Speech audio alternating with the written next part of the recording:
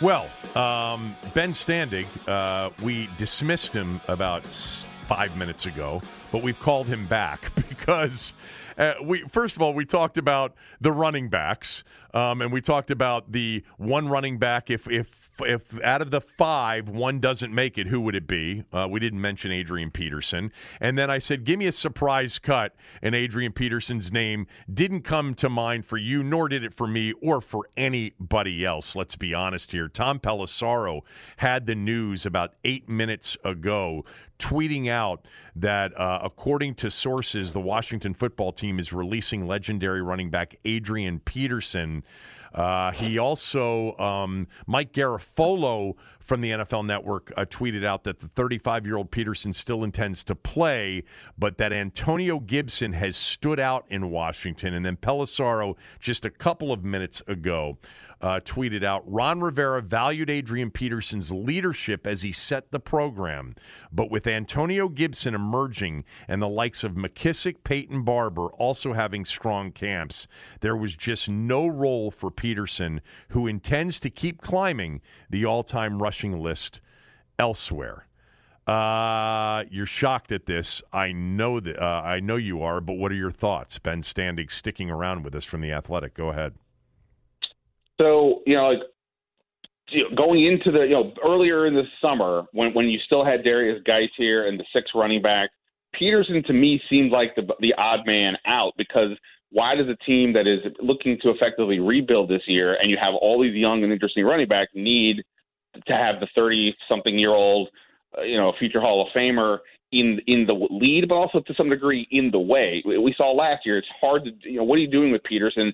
If he's not playing, you can't put him on special teams, and this is the issue Jay Gruden ran into last year. But then when Geis, the situation unfolds and he's off the team, and then when Rivera, during the one practice where he balled the team out in front of reporters, and he pointed to two veterans as guys that younger players who aren't sure kind of what to do to lean on. He pointed to Thomas Davis and Adrian Peterson, and he's talked glowingly in those terms. And then on top of it, the mention of Gibson, who, again, I wrote about extensively on Athletic, and everybody loves the upside.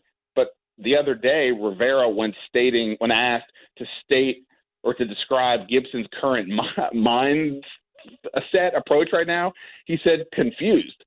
Because, there was a lot getting thrown at this kid who's being asked to learn running back and receiver. And while I had said that I was not like a lot of some of my colleagues about thinking Bryce Love wasn't showing enough, I had him on my 53. He didn't look like he was ready to be a major factor necessarily week one, but in time, sure. So all that said, it felt like Adrian Peterson was pretty safe at this point, even if at least just to start the season, but I guess not. Couple of things immediately came to mind when CJ just told me this now, maybe 8 minutes ago. I'm shocked for this reason more than any other, and you touched on it. This coach has spoken specifically since day one of being hired about a culture change, which, by the way, is reassuring, I think, to people like me, that he didn't come in here, eyes closed. He understood that this was more than just a coaching job and reshaping a roster and coaching it up. He understood what's been going on here for a long period of time, and that he was being brought in as a decent person and a guy who's highly respected and players really respect, to change the culture. Thomas Davis, Adrian Peterson. Remember, there was a moment there where we thought a guy like Ryan Kerrigan could get restructured or maybe cut because he was going to count $11.5 million or so on the cap this year. Now, they have plenty of cap room, as we know, but the number of times that he referenced Adrian Peterson just makes this a shocker to me, because I just figured in year one here, these veterans that he believes are setting the tone and understand the culture he wants created would be here at least for the season. Not to mention, Ben, that Peterson has been very debatably their best player the last 2 years. Now, with that said, the flip side to that is, if you're not going to win the Super Bowl in 2020, and who the hell knows what kind of season this is going to be. But in a normal year, you'd go into this, and he's spoken to the 3, 4, 5 year military culture change, analogy. you'd want to start playing young players, especially at positions like running back, where young players always excel as rookies before they do in other positions, probably more so at that position than any other position on the football field. That a running back, a rookie running back, tends to have more of a chance of producing big in his rookie year than a player at almost any other position on the roster. And if if Gibson's really been that impressive, it's time to go young. We didn't hear anything about Bryce Love in any of those tweets. We heard Peyton Barber, McKissick, and Gibson as the three guys. I think they knew about Geis potentially not being on this roster long before he was arrested. I really believe that. This is a big surprise. And by the way, just a quick acknowledgement, Ben, of what Adrian Peterson did here for 2 years. He was phenomenal.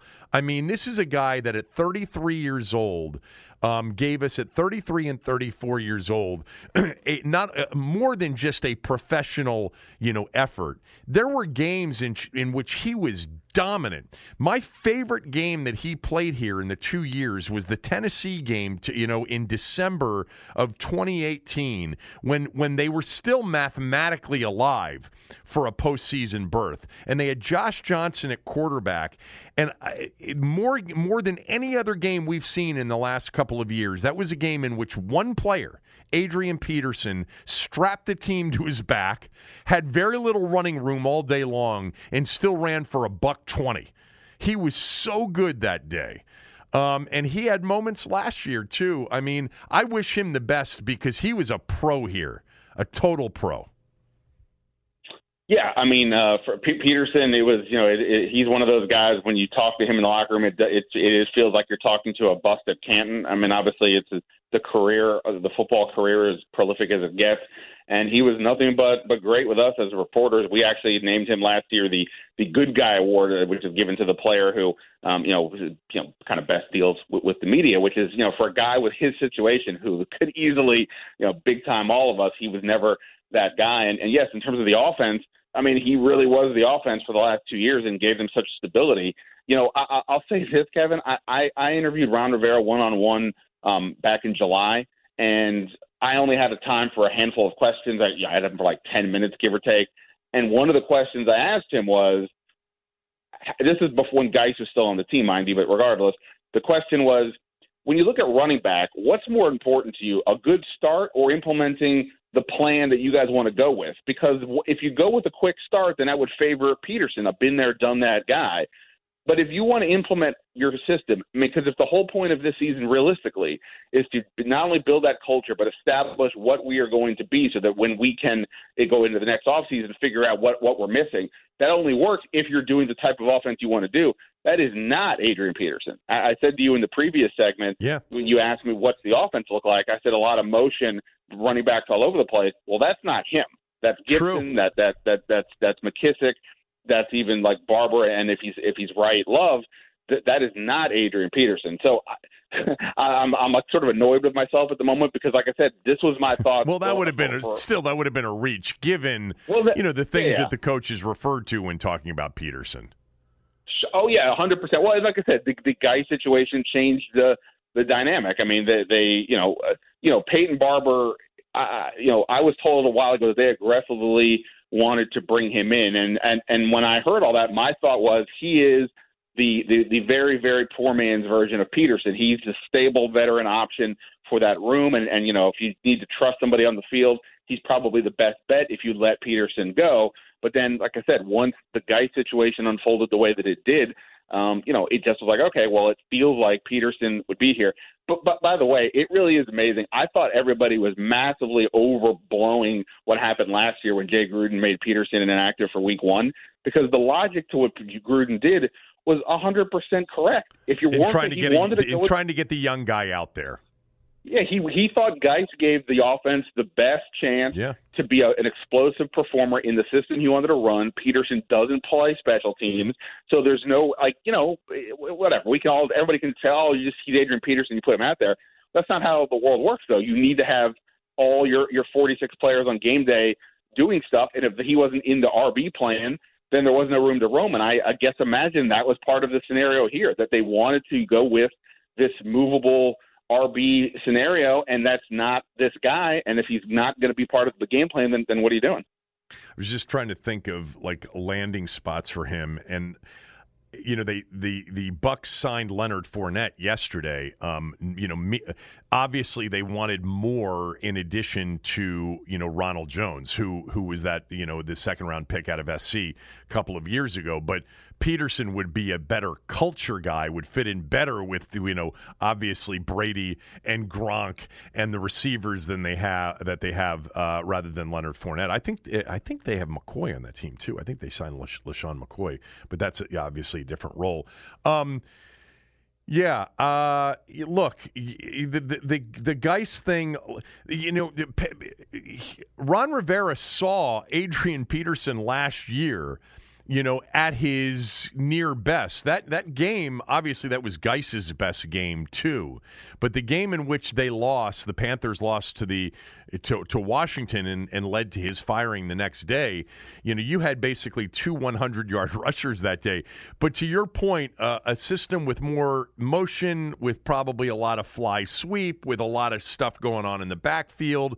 It's not what we saw Bill Callahan. I mean, Adrian Peterson was thrilled when Callahan got the interim position last year after Gruden was fired, because they got back to running the football, and that was a mindset that Callahan had. I mean, he wanted to be a physical football team, which is what Peterson fits into. This could be a sign of many things, but I think you hit the nail on the head. The system they want to run may not really fit what Adrian Peterson does well or did well here the last 2 years.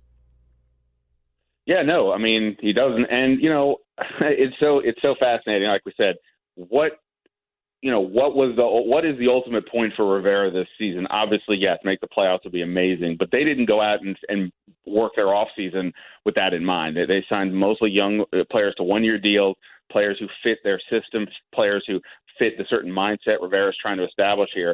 And while you can make the case, like I said, that from the culture standpoint, that Peterson has value, he just did not fit with the offense. And the two things I've been saying that to me Rivera could do this year that would be a success even if they win 5 games. One is establish what it means to be a member of the Washington football team. What are expectations for players coming in? And then 2, get those offensive and defensive systems going as you want. So when you go into next offseason, you have a better opportunity to figure out, okay, this is exactly what we need to go to another level at these positions or whatever. And, again, you're not doing that in this case with Peterson, his standard, classic RB style when Scott Turner's running this, 21st century looking offense. So it's a stunner that we've got, like I said, that we've reached this point and that it happened.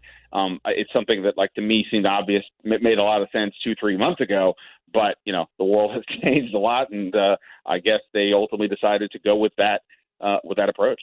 Yeah, and I think we're going to see a lot of a guy they believe. I asked you the question about an offensive guy that becomes, sort of a star. I think they believe they've got one in Antonio Gibson. I think that's a big part of this.